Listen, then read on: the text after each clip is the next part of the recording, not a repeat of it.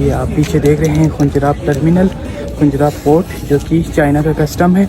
यहाँ पे मुकम्मल छानबीन होगा। अस्सलाम वालेकुम, उम्मीद है कि आप लोग खैरियत के साथ होंगे। मैं हूँ गौहर बल्ती और हम आपको दिखा रहे हैं चाइना। और चाइना सीरीज़ का ये दूसरा पार्ट है। आपने पहले पार्ट में देख चुका है कि हम किस तरह जीबी पास पे, जीबी डोमिसाइल पे बॉर्डर पास ले सकते हैं, क्या क्या डॉक्यूमेंट रिक्वायर होगी कस्टम पे, और इमिग्रेशन में क्या चीज़ें वहाँ पे होती है। और इसी तरह आपने बस वगैरह नेटको से किस तरह से टिकट लेना है और रोड कंडीशन, सारी चीज़ों के बारे में बात हुई थी। अगर आपने अभी तक उस व्लॉग को नहीं देखा तो ज़रूर देखिएगा, ताकि आप लोगों को समझ में आ जाए कि यहाँ कैसे पहुँचना है।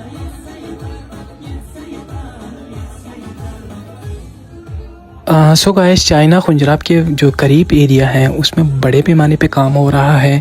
मतलब रोड को भी बड़ा कर रहे हैं और उनके टूरिस्ट को बिठाने के लिए भी जो ना काफ़ी बड़ा जगह बना रहे हैं, जिसकी वजह से ट्रैफिक की जो रवानी है उसमें काफ़ी खलल पेश आते हैं। मतलब घंटों इसमें लग जाता है। टू बी ऑनेस्ट आप लोगों को कहूँ तो चाइनीज़ टूरिस्ट को भी काफ़ी दूर जगह पे उतारा जाता है। वहाँ से इनकी जो है स्पेशल बस चलती है, कोस्टर चलती है, मतलब जो कि मेन जो गेट हमें नज़र आता है वहाँ तक लेके आते हैं। और टूरिस्ट बड़े जो है ना खुश दिखाई देते हैं पाकिस्तानी एरियाज़ को देख के।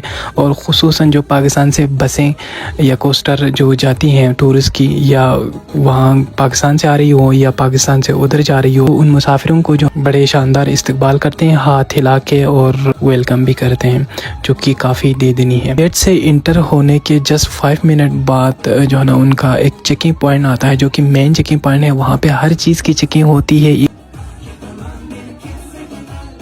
इवन आपके जूते उतार कर स्कैन किया जाता है और हर चीज़ की वहाँ पे चेकिंग होती है। और यहीं से ही जो ना एक खौफ सा समा होता है, क्योंकि इन लोगों को जो ना लैंग्वेज का बड़ा इशू है। हमें भी नहीं समझ आती, उनको भी समझ नहीं आती।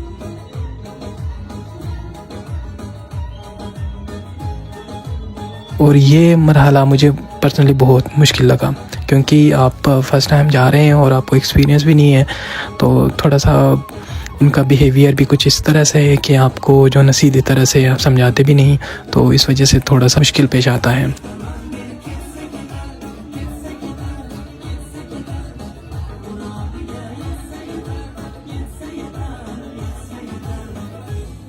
तो खुंजराब से निकलने के बाद क्योंकि वहाँ पे आपको पता है लेफ़्ट साइड गाड़ियाँ जाती है, तो फिर आप लेफ़्ट साइड को जा रहे होते हैं। और ये मामला भी थोड़ा सा हमें, क्योंकि आप फर्स्ट टाइम इसका एक्सपीरियंस कर रहे होते हैं, तो बड़ा अजीब सा लगता है। फिर उसके बाद जो एरिया है ना काफ़ी वसी है। मतलब है तो पहाड़ी एरिया, मगर उसके बावजूद भी वो जगह जो है जिस तरह हमारे दिवसाई की मैदान नहीं है, उसी तरह का जो है वो खुली जगह है।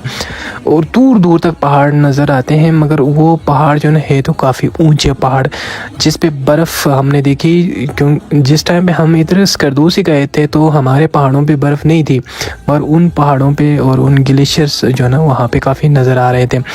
तो रास्ता बहुत खूबसूरत है, बहुत साफ़ सुथरा, और जो है ना बिल्कुल सीधा रास्ता है।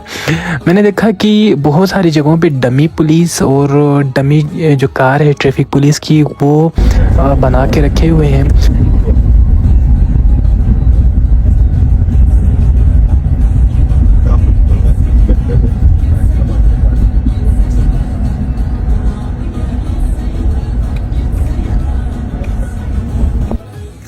तो गाइस, बस टर्मिनल से उतरने के बाद यहाँ पे सामान को फिर उतारेंगे। सारा सामान जो ना यहाँ पे फिर जो ना उतार के, ये आप पीछे देख रहे हैं खुंजराब टर्मिनल, खुंजराब पोर्ट, जो कि चाइना का कस्टम है।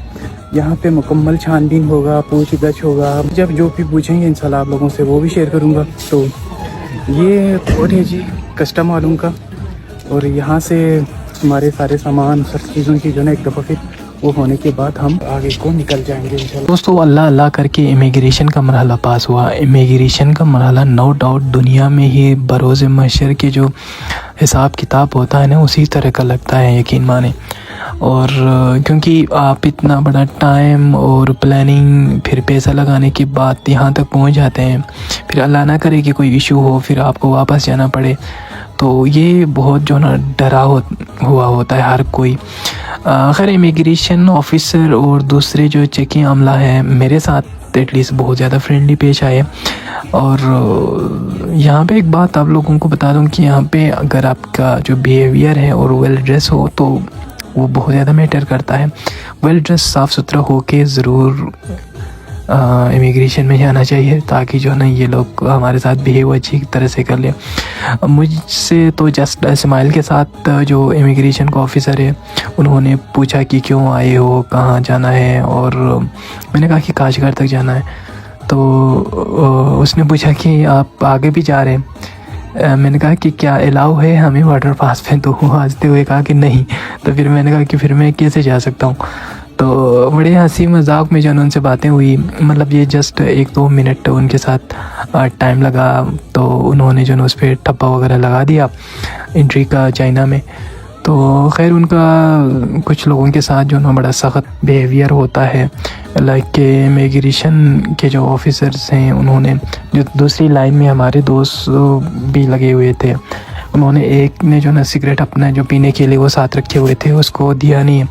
उसने रिक्वेस्ट भी की और फिर थोड़ा तो मैं भी, तो उसने जो ना बड़ा गुस्सा हो के उसको कहा कि वो जाओ गो करके ना। तो बाकी मेरे साथ जो इमिग्रेशन ऑफिसर था उसको इंग्लिश भी अच्छी थी, उसका बिहेवियर भी।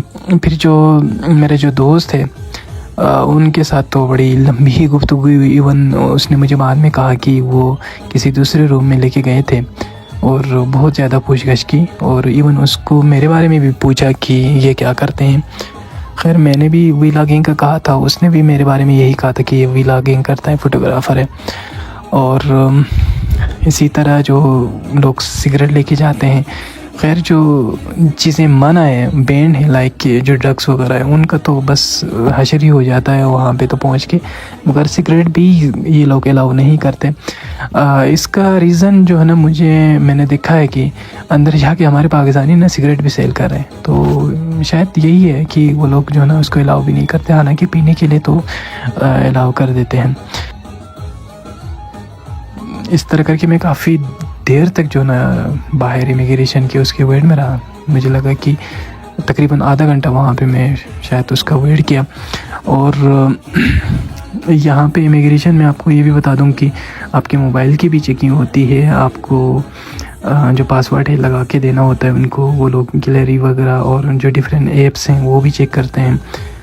तो मैंने बहुत ज़्यादा VPN इंस्टॉल किया हुआ था, क्योंकि मैंने सुना था कि चाइना में जो है ना दूसरी चीज़ें वर्क नहीं करती हैं इंटरनेट की जो बंदिश की वजह से।